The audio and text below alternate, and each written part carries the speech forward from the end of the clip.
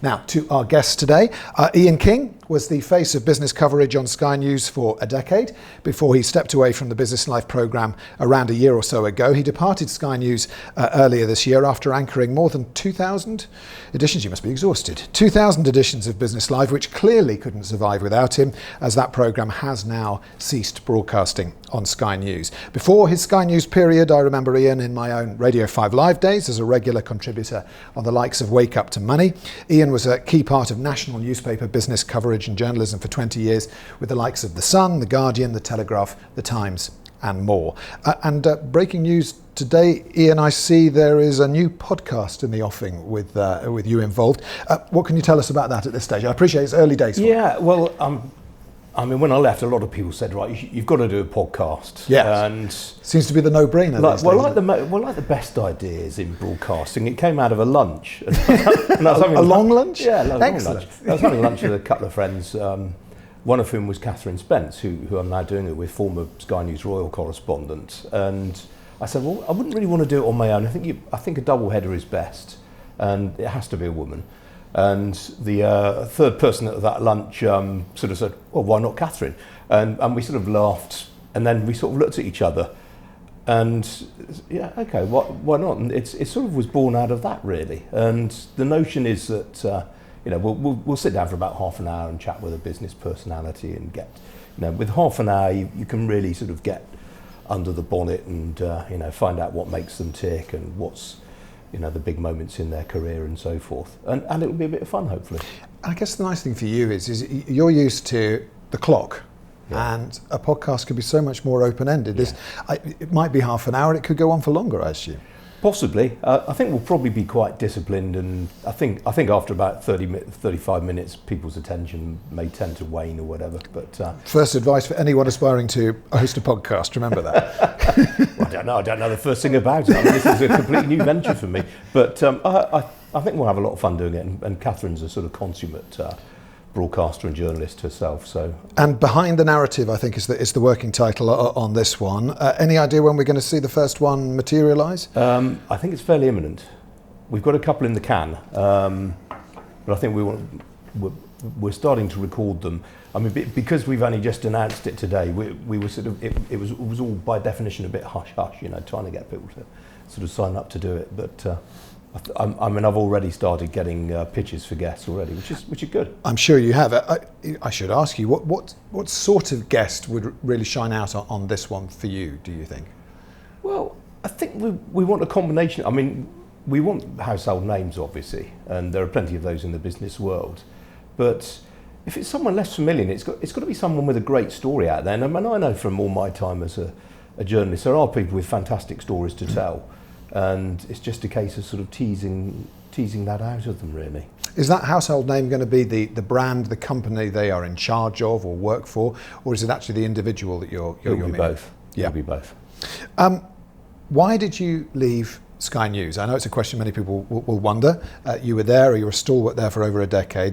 Why did you decide to disappear from that? Well, I can't really go into details because I've signed an agreement, but it was pretty well reported in City AM, The Sun, the Daily Mail, one or two other places. So, and their reporting was pretty accurate, but I can't really go into detail. Understood. What? I miss it like crazy, I must say. I mean, there were some great people there, and I really do miss them. Out of interest, one thing that did change in your time doing that programme was it used to be an hour long, and then it separated into 2 half hours, sort of bookending the day, really. What do you think worked best of the two formats there? Yeah, I mean, we bounced all over the place, over the schedule like a ping pong ball. When I started, so I inherited it from Jeff Randall, and Jeff had gone out for an hour at 7 in the evening. When I took it on, it was down to a half hour at 6:30, and the idea was that we'd have a half hour earlier in the day, but it took a few years for that to eventually materialise. We then moved, so I started there in sort of early 2014. I think we moved in 2018 to a 1:30 slot, but we got an extra half hour on Friday. The programme hadn't aired on a Friday. And then during the pandemic, and our audience numbers went through the roof. And you were still going in. I mean, the deserted streets of the city. Absolutely, every day. And they gave us an extra half hour at 9:30 in the morning there. So we were doing 9:30 and 1:30, and that worked quite well. And then we went to 10 to 11, and then latterly, which was sort of middle of 2023, we went to 11:30 and 4:30. And I didn't like that very much because, 4:30 was quite a good time slot in terms of you get the market close. And in America, that's massive. Yes. The networks over there will really give that full beams, but over here, probably not quite so much. But 4:30 on a Friday afternoon after a sort of 60, 70 hour week, I was flagging a bit. I liked 10 to 11. I thought actually 9:30 and 1:30 worked quite well because 9:30, all of the news is pretty still hot off the press, all the sort of UK company news and the UK economic news. Asia is still up, so if you want to tap into something that's been going on in Asia, you could do that. And then at 1:30, you'd be open for the US. The US market would be opening at certain times of the year, depending on when the clocks go forward and back at that point. And you'd get the US economic data, and you'd get guests out of the US as well. So that was quite a nice time to be on. And as I say, it gave us two half-hour slots. You get two licks of the lollipop, if you like. Business Live has now gone from the airwaves of Sky News. What's happened at Sky News in terms of their changing focus here when it comes to financial, to business, to city-based material? Well, I think, I can't really speak for Sky News because I've been out of there since the end of April, but I don't think there was as much of a corporate appetite to do the sort of company news that I was interested in.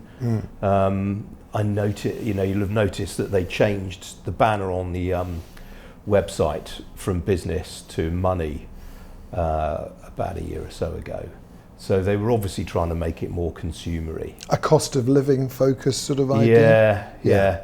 All of that sort of stuff. And I think that's probably the way they're trying to put. They've still got Mark Lyman, who is the best in the business, hammering away at corporate news and it's still going to be there. It's still going to be on the airwaves on Sky News. Yeah, but it won't have a dedicated slot anymore. Yes, which I think is a shame. When I joined, we also had business bulletins, which were absolutely fantastic, and Darshini David and then Samantha Washington were the presenters on that. And then they wound those up in 2016, and the argument was it was always on at sort of, in those days, Sky News, the hour, you'd have a sports bulletin at sort of hour, I think it was. You'd have weather updates at various points, and the business bulletin would come on at 1:45 the hour. And quite often, if something had overrun, it would just get shelved for that hour, and they'd come back. So, but it was a shame actually. And the logic at the time when the bulletins were axed was that look, if this is a business news story, it's worth doing. It will get its way into the main bulletin anyway. The problem with that is, you've got output editors and program producers who don't necessarily buy into the importance of business news. Yes. And so once you don't have that fixed point in the calendar, if you like, it's harder. It's tricky, isn't it? Because I remember watching various runners and riders for the Labour leadership, and suddenly there would be a press conference of somebody, an MP I barely heard of, and they'd interrupt your airtime. And I imagined you were reasonably grumpy about it, because I would have been if I'd been sat in your seat. And I suppose that's the sadness here is bespoke business programs. GB News got rid of theirs a couple of years ago with Liam doing that. I also remember 5 Live Drive when I used to produce that. We used to have bespoke business inserts into that program, and they were set aside again with if it's big, it'll be in anyway. Yeah. It depends what these outfits want to be like. The thing with 5 Live was that, when it launched, it felt to me like, this is a newspaper of the airwaves, and every good newspaper worth its salt has a regular business section in it. They'll have a bit of world news, they'll have sports, they'll have obituaries. There's something in it for everyone, and I felt, with Sky News, we did have that for a while. When the argument that I remember making to management at the time when the business bulletins were axed in 2016 was, hang on, The sports bulletins are still there, but of course that was partly to promote Sky News' sports output. Yeah. Is business programming then in trouble, do you think? Because I mean, I look across to the BBC and a programme that you used to feature on regularly, Wake Up to Money, that actually was extended a few years ago to a full hour duration. The presenter of Wake Up to Money is then on the Today programme as the business presenter. It's quite a hard shift actually juggling the commitments there. But do you think that business programming is in trouble, even BBC coverage? Yeah, I do. I think I find it amazing that the BBC doesn't have a regular business TV programme. Yeah. I mean, they really should do. And in the old days they had something called Working Lunch, of course, which was very, very popular. And launched Adrian Childs really to a new well, audience. Yeah, and it was a big thing. Very successful programme. I don't understand why there isn't room on that for a sort of main network. The pendulum perhaps will swing back. In the meantime, there are you involved in a new podcast. Do you think the answer is actually a large number of bespoke, business-orientated, finance-orientated podcasts? I mean, there are an array of those already available. Yeah, there are. But I mean, the media landscape is completely atomised, and that is part and parcel of that. If you were to be offering advice then to somebody who aspires to be on Sky News today, with their newer style of business coverage without Business Live, how have things changed? Because there would have been a way that perhaps somebody might have appealed to you as a presenter of Business Live. That programme's not there now. What's changed, and how would somebody appeal to the more mainstream news programmes with a business story? Well, that's what they have to do. I mean, the tenets of business journalism are the same as any other journalism. It's who, what, why, where, when, how. But a lot of people think, oh, it's full of jargon and it's full of complicated numbers and all the rest of it, which drives me mad. I mean, it's not like that at all. Business. I always used to. I mean, when I was at the Times, and we'd have sort of interns come into us as part of the graduate trainee programme, and a lot of them didn't actually really want to be in the business department, and I'd always sort of sit them down and say, why not? All business news all news is all about people, ultimately, and business news is no different. And we have it all. We have triumph, disaster, hubris, failure, fortunes being made, fortunes being lost, and really interesting people at heart of that. And while we're talking about people, I mean, our people are sometimes gathered into sort of things called companies and businesses, and then bigger ones called economies. And you've just got to think a bit more sort of. You can't blind output editors and program producers with science, certainly. Yeah. You can't assume that they're going to have that much business knowledge necessarily, even more. I was producing Radio 4's weekly phone-in during the pandemic, and I know you were, as we've talked about, on air with more airtime during the pandemic. And that, to me, struck me as the typical example of where more people were watching or listening, but also, frankly, the emotion that you would have been exposed to, because you would have been speaking to businessmen and women who were at breaking point. Yeah. And that must have been possibly the most emotive time in your time doing Business Live, potentially. The whole thing was really. I mean, at that time, 2020. I mean, I'd been working in and around the city for 30 years by that point, because I worked in the banking industry for a few years before I became a journalist. So I mean, I know the city intimately. It's sort of little highways and byways, and for me, walking through the city every morning, and it being deserted or going home after work, that was quite emotional, because there were you'd look at a bar or restaurant and with the shutters up and think, oh, I remember going in there with so and so and all the rest of it, and that sort of tugged at the old heartstrings a bit. And then our studio, I'd go through Paternoster Square and past St Paul's Cathedral on my way to and from home, and then you look at, and I mean, it's still my favourite building in London, St Paul's. You go up there and you see the dome, and you think back to those sort of iconic images of the Blitz and all of that. So that was terribly sad. And then doing the interviews around that time was, I mean, there was one woman in particular who was a bar owner and the bank had sort of they'd called in their loans to her, and her business was on the brink of collapse, and she faced wipeout. And thank God we did a pre-record rather than a live interview, because she just broke down in tears. And when you're used to interviewing captains of industry, Yes. you're not used. They tend not to break down in tears, or even give that much of themselves out necessarily. And this poor woman just was in floods. And luckily, we were able to do something for her. And someone saw the interview, and got in touch, and the business was back on its feet, and we were able to interview her 6 months afterwards, and that was marvellous. There was a genuinely happy ending to that story. How much do you think a chief exec or somebody within a big organisation should actually reflect their own personality in an interview with somebody like yourself? I mean, I remember watching emotion after the last budget when various small businesses were looking at the rise in national insurance contributions, and I saw emotion on Sky News from some of those business leaders. Is that a good thing? It seems to me now that actually all broadcasting wants authenticity, and they want real people. Yeah. Have you found that is what you're getting, and that's desirable?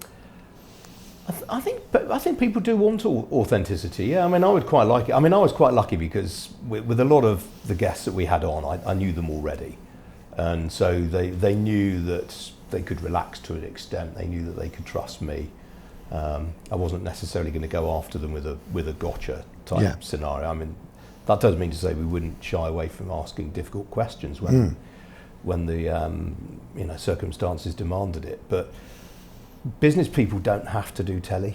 They're not like all these politicians that some of whom would turn up at the studio at midnight on New Year's Eve if they thought there was a chance of getting on TV. Business people don't have to do that, and that was something I was constantly trying to get across to manage. I actually learned that from Jeff Randall, because the origins of the programme that we did on Sky, obviously I inherited it from Jeff, but the origins of that programme were in Weekend Business, which Jeff used to do in the early 2000s for 5 Live, and there was a slot on that called Ask the Boss, and you'd get a captain of industry and a FTSE 100 CEO or something like that, and Jeff and I would sort of sit down and talk to them beforehand, and he was very good. He could tell when they were nervous, so he said, well, I'll give you a nice easy one to smack to the boundary for 4 runs.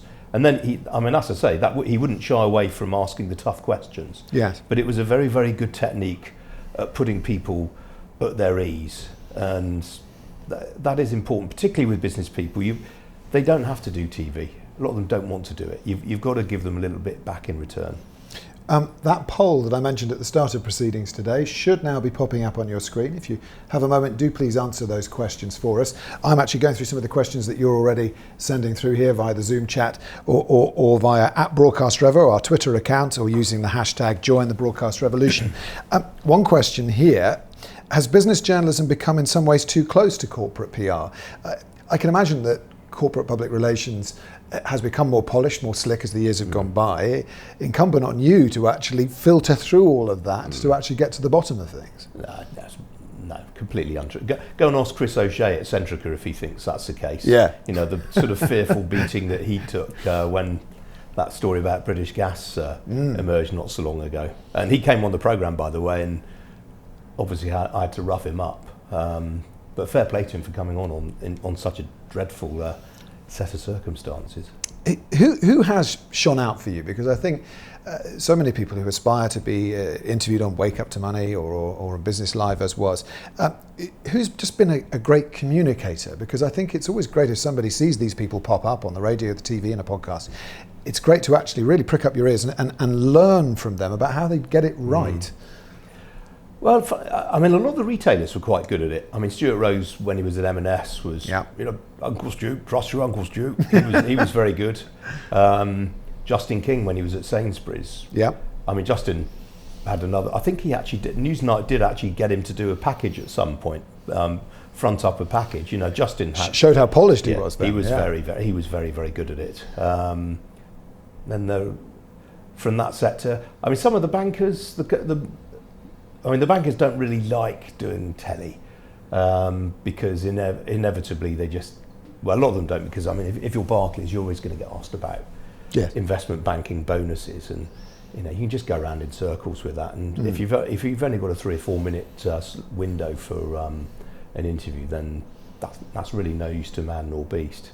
Of the current banking executives, I mean, I think Paul Thwaite at NatWest is quite a good communicator. His predecessor, Alison Rose, was a very good communicator. I think Charlie Nunn is very good. If I think about insurance, Amanda Blanc at Aviva is very good. Nigel Wilson, when he was at Legal and General, was excellent. And of course, dear old Martin Sorrell, you can't forget him. I mean, you know, Martin. I had to interview him once on stage at the CBI conference, and for 45 minutes, and it was a sort of, you know, on this platform in front of hundreds and hundreds of people, and one of the other journalists who just had to do some little panel disco or something, and they said, "Oh, I don't envy that one." I said, "I've got the easiest job in the world. All I do is, Martin, tell me what you think about the economy," and then 45 minutes, ladies and gentlemen, Martin Sorrell. When we look at those that have done well, what about the politicians? Because I remember a time where there were loads of really quite big beasts. I mean, you will have interviewed many a former Chancellor in your time, from Lawson to Lamont to Ken Clarke or whatever. Now, I've interviewed a handful of those. Some of those are quite clunky.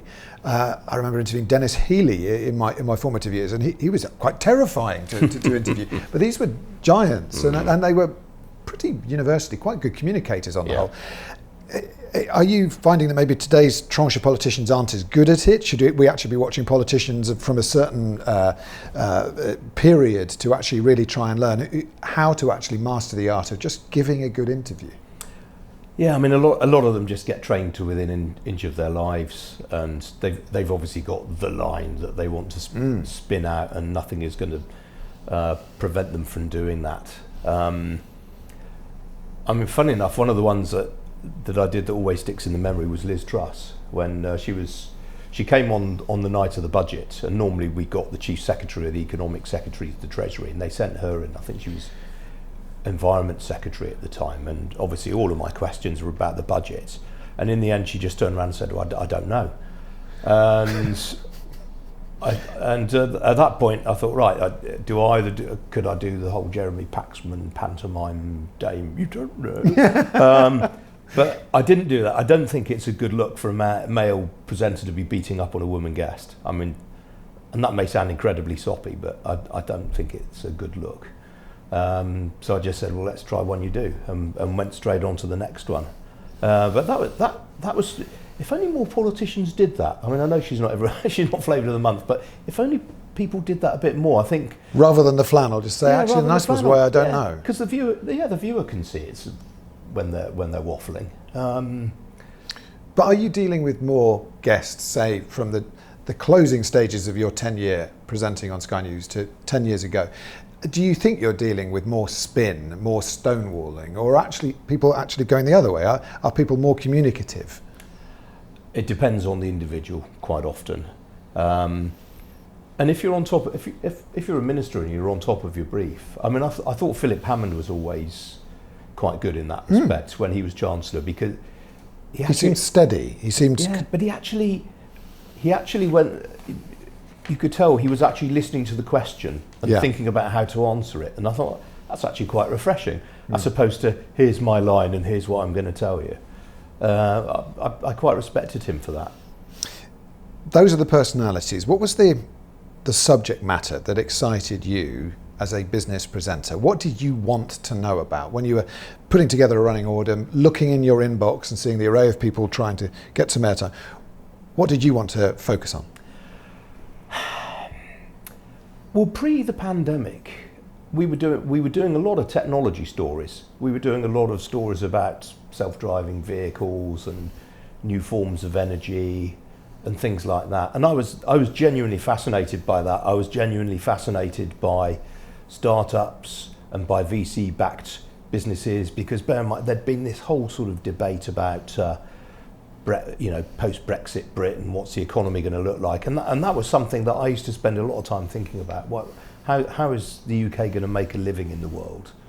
And so I was particularly interested in startups and VCs, and then obviously and the sort of technological revolution, and then obviously you get the pandemic, and it's all about a lot of, as you said earlier, a lot of businesses fighting for survival and how are businesses responding, and then towards the end of my tenure, we were getting back to doing kind of, right, how is the UK going to pay its way in the world in the future? how are we going to meet those big challenges? Aging population, how are you going to get young people to be able to afford a house and save for their retirement and pay off their college debts, and big challenges. Those are the sort of things that I found interesting. And also stuff around the world as well. Yes. What's going on in America? What's going on in China? India was somewhere I always felt we didn't do nearly enough on. I mean, you talk about that. I mean, the geopolitical climate, the tariff wars, the trade wars and whatever, it's an absolutely fascinating time. If you were still presenting Business Live today, would you be looking at stories, commentary on that sort of thing, the impact of tariffs in some shape or form? Oh. Would that be of interest to you? Oh, 100%. And I mean, obviously today would be just full of all the trade deals, stuff that's being announced. You were on the telly a little earlier on GB News talking about that. Specifically, the deal that's been bandied about today is an enormous amount of technological investment into the UK coming from the US. And AI, another question here, how will AI change the way business stories are reported, do you think? Well, I mean, you're already seeing it to an extent. I mean, it's very easy for publishers to deploy AI to knock out cheap copy. And in a sense, that's a sort of variation on a theme. I mean, Reuters have been doing that for years. Reuters have had people over in Bangalore who would be getting the first cut of an RNS announcement dropping on the stock exchange at 7 o'clock in the morning. And, they've got the analyst forecast. They know the numbers that they're looking out for, and they can just bash out a few paragraphs very, very quickly. I mean, all of that sort of stuff is eminently doable via AI. Does it really add a lot of value? I mean, it probably does if you're a newswire service, if you're a trader and you need this stuff immediately when it drops. But I'm sure there will be other. That's just one example. How often were you asking about AI as a subject, as a question to the guests that you had? Because you only have to look at, for instance, banking, for example, and the role AI will play for the banking consumer, the banking customer. It's such a massive change that's coming. What I tend to find, though, is many people who are on talking about AI still can't paint, for me anyway, a good picture of how it will impact my life, my mum and dad's life, my children's lives. Well, most business people, when you're asking them that question, they want to talk to you about how it's going to revolutionise their business in particular. And you're right, that sometimes that gets a bit divorced from how the end customer will notice a difference. But I mean, one of the things that I was always very clear on, I said, look, we shouldn't just be doing B2C businesses, we should be doing B2B businesses as well. So if it's a B2B business, then you're probably not going to answer a question like that in terms of an end customer anyway. You might do in terms of how it improves your supply chain efficiencies or something of that nature.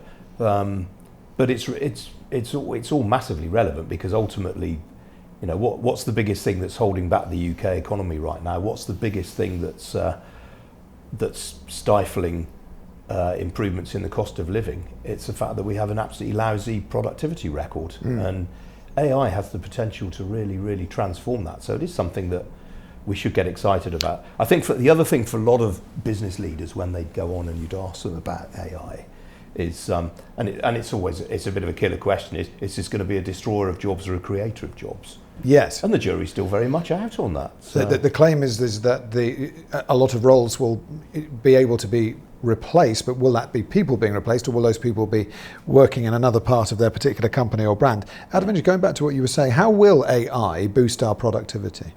Well, as I say, it will finesse things like supply chains. Right. I mean, that's a pretty good example. You can see how in the banking sector, they've already automated a lot of credit and risk functions already, but there will be things that you can do there. If you're an asset manager, if you're a wealth manager, you can tailor someone's portfolio far more intelligently, I would have thought, using AI. It's going to add a lot more science and a lot more sort of gut feel out of it. What material left you cold if you were seeing offers of various things coming through to you? If AI was something, we should be doing more on that, what was the thing where you're going, I'm really not interested? If any of my erstwhile Sky News colleagues are watching this, they'll know exactly what I'm going to answer. I hated doing stories about the energy price cap. Because that was, and yes, it obviously affects a lot of people, but I hated doing those. They're so dull. Why? I mean, just the sheer dullness of it. Yeah, because here it is. It's going to change. Yeah, well, because basically you're on there to spit out a load of numbers, and you know, if the more interesting approach to me would have been right. Why? What components of the price cap have gone up and down? Is it the network charge? Is it wholesale gas? But invariably it was just how much is it going up or down by? When does this kick in? What should people do? Well, shop around. I mean, you know, like Brian Fleddy could tell you that. I hated doing those stories, and the ones I actually hated even more so. And again, you know, they're very important for live news channels. I shouldn't admit it, but when so and so's banking app went down, God, I hated those stories. It became more technical. Well, no, they weren't really. I mean, it was just because immediately you go to the lowest common denominator, and you've got vox pops of, you know, people out in the street. I couldn't get my money out of the cash machine today, and it's just, honestly, it doesn't really tell you anything. I mean, you know, in terms of the who, what, where, and when, you're basically doing vox pops, and that's. Well, Lucy Stoner's messaged in asking the question, go on then, give us 3 tips you would give a brand to get noticed by a journalist and cut through the noise, cut through the vast inbox that you must have had. Is it guests, style of approach, different news angles? I mean, what worked for you? Do you know the easiest one is basically if the presenter or the producer or someone on the production team is using that brand themselves, if they're a consumer of that brand themselves. Easiest one in the world. I mean, I remember when I was at the Times, and Rebecca Brooks and I went to go and see the boss of Lego. She was the CEO of News, and she said, and James Murdoch was sort of still very, very involved in the organisation. And she said, he loves Lego. He's fascinated by Lego. so you know, city editor of the Times, mental note: the big boss likes Lego. Lego. We'll do something on Lego. Yeah. If Lego's watching. Yeah. So I mean, I think if someone likes the brand and uses the brand, then you start a goal up there immediately. Or if your kids do. I mean, I was one of the first journalists in the UK to write about TikTok, which I'm quite proud of. And the reason I did so was because I noticed my daughter was spending a hell of a lot of time on this app. This is quite a few years ago now, and I just said, "What are you doing?" And she said, "Oh, it's this thing called TikTok." And I said, "What are you looking at?" And she showed me, and sort of went away. And I mean, the tech press had covered it, but the MSM, the mainstream media, or whatever, we hadn't really. So I did a big piece on Sky News about that. So it's stuff like that. So it's family and friends. It's, you know, but what's the best thing for any brand? It's word of mouth. Approvals from family and friends, promotions. Where were you with, I mean, you say the word promotions there. I mean, you will have had some guests who were, shall we say, name dropping their brand a little too often. I remember at the BBC, essentially, even if it was a slightly unwritten rule, you'd be saying, look, one mention of the brand, but let's get to the story. Let's get to the subject matter. Where were you on that? Did you mind a name drop, a mic clunk like that? We had to be because Ofcom were looking over you, and Sky News management were very, very hot on that sort of stuff. If it's someone coming on to talk about a book, okay, you can let them plug the book, but there are certain things. I mean, I got ticked off once. We had a wealth manager on, CEO of a big wealth management company, and he was doing something for a mental health charity that his business had got behind, and he had a little lapel badge on just to promote his charity. And me and the producer at the time got told off for that. So yeah, if Ofcom were watching over it, you've got to be really, really on your mettle. And quite often, my floor manager at the time, the producer I had, you know, we would all sort of say, look, you can't do that. You can't wear that. I think the most egregious example, we had the CEO of Puma on the programme once, and he came on bedecked in Puma gear. The logo was all over the place. We had to say, look, you're going to have to cover some of that up. Otherwise Ofcom are going to sling the book at us. Andrew asks about the travel industry in particular. I mean, again, the travel industry is so decimated during the pandemic, but here we are, a few years on. What makes a compelling business story for producers, particularly in the travel industry? Depends whether you're talking about holidays or aviation, I would say. I mean, don't forget, I was always interested in the business of travel. So, I mean, one of my favourite guests to have on was Michael O'Leary at Ryanair, just because the guy's a natural communicator. He'd give you a headline. Yeah, and he's also, by the way, I think one of the greatest entrepreneurs we've had in these islands, if I can say that, you know, 'cause he's obviously Irish. I just think he's a brilliant entrepreneur.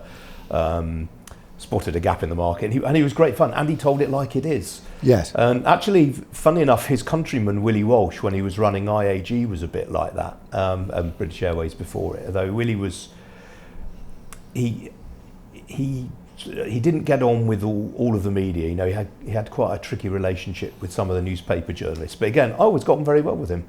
And again, I found him someone that would sort of talk and tell the truth and tell it like it was. I found aviation a fascinating industry. You know, we had the boss of Lufthansa on, we had the boss of Finnair on, we had Al Bakr from Qatar Airways on. He was fantastic. That was a brilliant. I interviewed him a couple of times, and he was absolutely brilliant. Because the aviation industry is just such a fascinating business. You know, there's vast amounts of capital being deployed on aircraft, and then you've got to make sure your hedging policy's right on fuel prices, and you've got to make sure your staffing's right, and you get one of these things wrong, and your slots are right, and the economics of a particular route have got to be right. There are just so many variables. It's a really hard job to run an airline. So I always found the business of that fascinating. Similarly with holidays, I did a piece for CNBC, which I contribute to. I did one on the package holiday sector fairly recently as well. And again, just a really interesting. It looked like an industry whose time had been and gone. I mean, obviously 60s, 70s, 80s, massive business.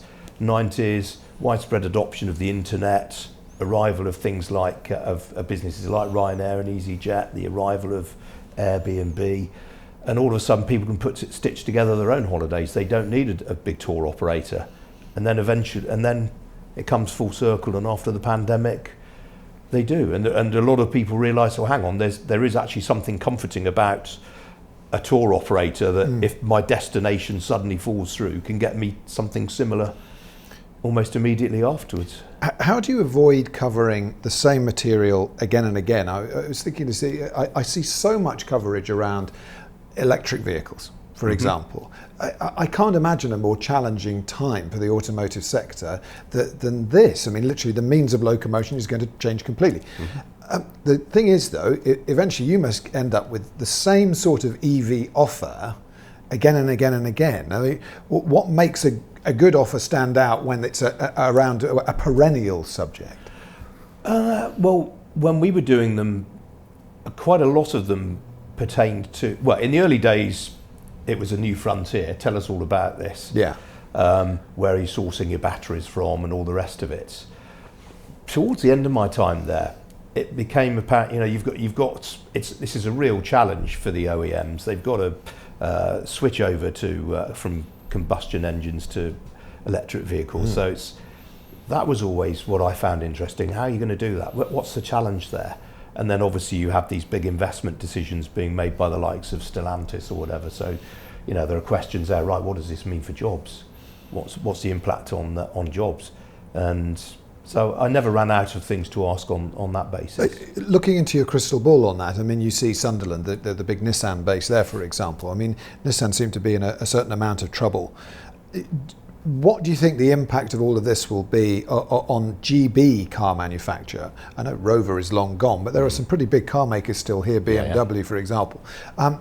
Is this going to gradually fade away for Team UK? I worry that it will. You're already seeing it in terms of production volumes. I mean, it wasn't that long ago. I mean, you know, people like Bob Lee, who I used to work with at the Times, the industrial editor, who was a great commentator on the car making sector. And Bob was sort of quite, prior to the pandemic, Bob would be writing stories about how you know, 1972 was the record year for car production in the UK. And he said, you know, we could hit this. And I remember him sort of telling me this, we could hit this. And then obviously it all fell away during the pandemic, and it's never going to come back. And electrification is another leg lower on that. And I think the real problem, the crisis that we have for the industry, is we don't have indigenous battery manufacturing capability. And the French are building that, and so are the Germans. And that's really going to be a handicap for us unless we get our act into gear over it. Do you think that with the investment we're hearing about with the Trump visit to the UK, I mean, can you see some more investment going into that side of things in the UK? It seems to be that there's a general view that the UK is not being particularly a manufacturer anymore. Well, obviously that's partly because we have very, very high energy prices for manufacturers, and that's been an absolute disaster. And the pace with which the government is pursuing its net zero ambitions is just going to really, really make life a lot harder for manufacturers. We should be, there's a reason that steel makers in the UK are up against it. They're Yes. paying more for their energy than their competitors are. When there was something like a COP summit, as there will be another one, COP30 coming up in November, did your focus on Business Live increase in terms of environmental stories, climate stories? Would you definitely kind of change tack a little bit during those sorts of periods? Oh yeah, and we did it. Was it COP28 in Glasgow? We definitely had to, because Sky News was the media partner for the blooming thing. Up to Glasgow you went? Right. No, luckily I didn't. Actually, no offence to Glaswegians. My mum's from Glasgow, be careful. One of my producers was a Glaswegian. No, nothing wrong with Glasgow, but I didn't like really going out for too far away out of the city. Brazil this year. You might maybe you like Brazil. You never know, If a business was trying to, there are so many people talking around COP30, COP summit stories. If a British brand or company wasn't going to Brazil, wasn't even going up to the Glasgow summit, what would they have to say or offer to try and cut through? Because again, it was just one of those times where almost everything in your inbox would have been focusing on environmental stories, sustainability stories. Well, we did. I mean, I think during one of these, because I think COP28, none of the oil and gas industry were asked along. And you think, well, hang on. And at that time, they were all, certainly the European, Shell, BP, Total, were talking a lot more about the post-carbon world, and were deploying vast amounts of capital into low-carbon sources of energy. To me, as an onlooker, that was, well, they're part of the solution. And yet they were literally barred from going, and I found that crackers. Ben Van Beurden from Shell actually said that to me on air, why wouldn't you have us there? Yeah. And even someone like Bernard Looney at BP, who was obviously really had the sort of green mantle like no one else in the oil and gas industry, and he scratched his head at that as well. So I mean, I thought that was a legitimate question to ask. I think it may even be COP26 Glasgow. There's been a lot of COP summits. Yeah, there's been a lot, and there's another one Yeah. looming. Speaking of something looming, we have a budget day looming. And I don't want to let you go until I can really ask you to look into your budget crystal ball, if you would. And what do you think is going to be big on the agenda for Rachel Reeves? Well, I mean, the big thing is going to be the OBR forecasts. How much does the OBR think she's in danger of breaking her fiscal rules by? And I think there are a few ways around it for her. We don't know how much wiggle room there is. I mean, she gave herself 9.9 billion in the October budget last year. I had lunch day before yesterday with one of the UK's most prominent economists, and he said, well, I think it'll probably be about 20 billion hole that they've got to fill, which is actually on the sort of lower side compared with some of the more apocalyptic predictions that I've seen. Now, a 20 billion black hole, you can get around that. You can magic away half of that by extending the freeze-in tax thresholds. Yes. For another couple of years. So they've already done that. That's out to 2028. Gradually, more and more people will start paying the upper tiers of tax. Exactly. Yeah, more people start paying higher and top rate tax. You can extend that out to to 2030, and that probably gets rid of about half of it at a stroke. You can do things like you can broaden the scope of VAT. I mean, the UK VAT regime is considerably more narrowly focused than some of our continental European peers. But obviously that's going to be, if you start levying VAT on children's clothes, I mean, that's a really horrific headline. Yes. Okay, so what about all those people who might be on the sort of short side who buy children's clothes. Yeah. And in some cases, you are seeing people do that to avoid paying VAT. I mean, do you think Labour has made some significant missteps? Are you expecting them to change tack a little bit and not make that sort of decision? Well, the biggest misstep was what they did with employers' NICs. And it wasn't only the fact that they raised the rates, it was also the fact that they cut the threshold at which employers' NICs kicks in from 9,100, I think it was, to 5,000. At that point, you get loads of retailers, hospitality sector, part-time employees being dragged into it.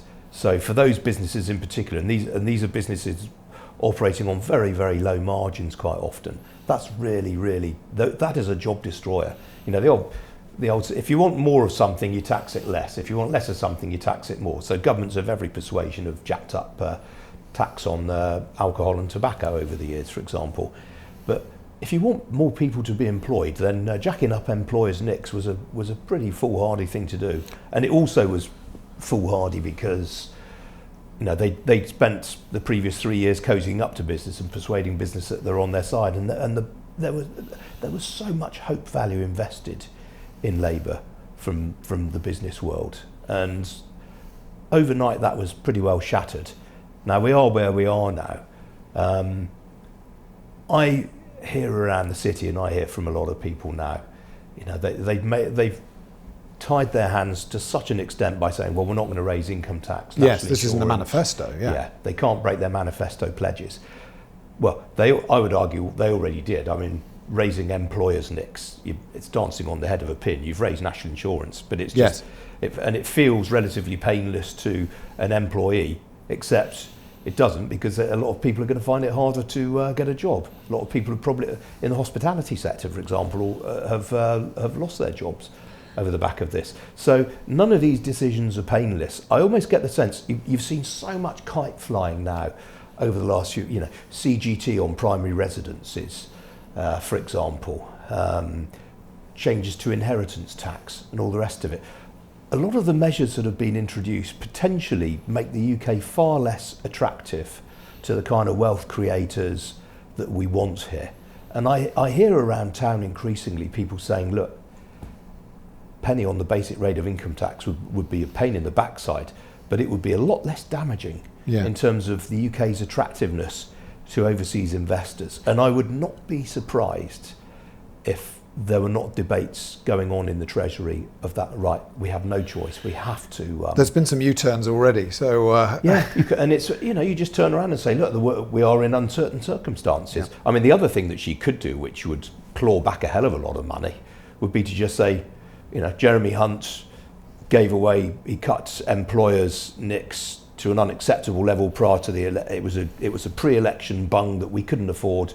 You claw that back and that brings in a whole load of money. But again, probably the time to have done that would have been last year rather than this year. We're fast running out of time. I want to just quickly spin through a couple of questions. First from Jane, with property a focus. Lots of talk around property changes of various sorts. Potentially a replacement for stamp duty, landlords having to pay more taxes, council tax under review. Do you think property news will be a significant part of the budget? Possibly. I mean, stamp duty. Paul Johnston, the old IFS director, said it very well in one of his Times columns the other day when he said, I almost don't care what they put in to replace it because it's just such a destructive, awful tax. And it is, it impedes labour mobility. That goes back to what I said. If you want a vibrant, busy, active housing market, then stamp duty gums all that up. You do replace it. It's one for the longer term, but you probably do ultimately have to replace stamp duty with a reformed council tax, with a reformed land tax. I mean, the point is, you can avoid a lot of these taxes that they talk about. You can avoid capital gains tax. You can avoid it by just not selling the asset. Yeah, and it dies. You might then face inheritance tax on it, on the asset when you go. But you can avoid CGT. It's easily avoidable. A lot of these people who are leaving, if you get a wealth tax in, I mean, the exodus will be extra. I mean, wealth taxes are incredibly difficult to impose anyway. I do think that one's a complete non-starter. But I mean, land is not something that you can parcel up and put in your suitcase and take to Geneva with you. Yeah. And land taxes are very, very difficult to avoid because it's you can't disguise land. Inheritance taxation, do you think they're going to fiddle with that a bit at all? Jeremy Clarkson was very vocal on it. I've always argued that inheritance tax is a crazy tax. It's largely paid by the middle classes in this country. The super rich avoid it because they can afford the best lawyers. Mm-hmm. Poor people don't really pay it. But gradually, more and more, the thresholds haven't budged for a decade or more. More people are being dragged into it, particularly in the home counties, but also increasingly elsewhere around the country. It's an inefficient tax. I mean, if you want, I would say what you should do is just do away with all of the exemptions, scrap the whole lot, and then bring down the rate to about 5 or 10% and make it applicable to every single estate going. And the yield would go up. At that sort of level, you wouldn't get people doing all these sort of crazy things to try and obviate it. I mean, I think what they've done to the farmers is pretty terrible, and it could have been so easily avoided because there are, that's not to say there was a point to what they were doing. There are lots of people who bought agricultural land precisely to avoid inheritance tax. Yeah. Those are the people that you want to go after. You don't want to be going after people who are running a farm. As I say, just do away with the exemptions, cut the rate to next to nothing, and no one will have a problem with it. I want to ask a question from Alice Loudon, slightly away from the business brief potentially, but I'm keen to know your thoughts anyway. In a news agenda which is dominated by domestic affairs, incredibly fast moving, what would your advice be as a journalist for charities, for non-profits trying to cut through, particularly around international issues, for example? Is there a way that they can get a better shout out if they approach something more tactically? Well, I mean, I haven't seen charities in Gaza going short of publicity, for example, or in other sort of places around the world where you've had natural disasters. The charities are always to the fore there. I guess it's how you address some of these other issues. I mean, don't forget, a lot of these issues are really, really close to people's hearts. I mean, a friend of mine is doing a run this weekend to raise money for a dementia charity. I mean, dementia is going to be something that touches an increasing number of people's lives. That's something that, as a society, we should probably be more interested in. On things like that, where there are breakthroughs being made on Parkinson's, motor neurone disease. The science correspondents are one area to look at there, where a charity is doing something that's really, really interesting on the scientific front. I mean, don't overlook the science correspondents. Have a read around about, frankly, because medical correspondents, science correspondents, they're often going to have a particular specialism themselves, a particular background themselves. And this is a really, we were talking about AI earlier. I think this is a really, really exciting moment in our country's history. Medicine is being transformed by AI. That we've already had in our lifetimes, not that long ago, we've had the ability to do gene mapping and all the rest of it. Well, we've now got gene editing, and AI is going to make all of that sort of stuff much, much easier. Potentially, we're at the cusp of something really, really exciting happening in terms of longevity and lifespans and all the rest of it. But obviously, you've got things like Alzheimer's, motor neuron disease, Parkinson's in the background as well. And there are really, really exciting things going on there. The battle against cancer, I mean, it may not happen in my lifetime, but I'm fairly sure it'll happen in my kids' lifetime, that incidences of cancer are just going to be, are going to collapse. They're going to fall off the cliff because there is just so much going on in that field. It's really exciting. Medical news, and we go back to AI once again. I think it's a feature of so much coverage these days. A final question for you. We have run out of time. Looking back on more than a decade, 2,000 editions of Business Live on Sky News, is there one interview that really stands out that you just go, I loved that moment, whether it was a top line, an individual, what was one that really comes to the fore? It was probably when I interviewed Rupert Murdoch. And he'd announced the sale of his entertainment assets to Disney, which included the sale of Sky, by the way. And he didn't give that many interviews, but I got lucky with that one. It's quite a long story, but he gave an interview to us. And that was brilliant because, I mean, I've known him for a number of years, so I had the relationship anyway. But he was just a great, he answered the question He answered every single question completely, honestly, openly, frankly, and that was and it got followed up by all the newspapers, which is what you want for a good interview as well. And I should say, by the way, hint for anyone visiting a studio: always be nice to the makeup artists, because the makeup artists gossip, and it quickly gets around if you're a good person or a bad person. And he came in and he was charm itself to our makeup artist that day, and that made a big difference. He was made up beautifully. Yeah, and Alexander, who was our makeup artist that day, I'm sure he still goes on to his friend, so I interviewed that. I made up Rupert Murdoch, and he was absolutely lovely to me. Be nice to those behind the cameras as well. Yeah, very much so. Thank you so much for coming in and having a chat with us. Our next event will be focusing on tech, the wants, the needs of broadcast producers for technology-based content. We'll keep you posted on that one. For now, my thanks to Ian, and thank you for watching.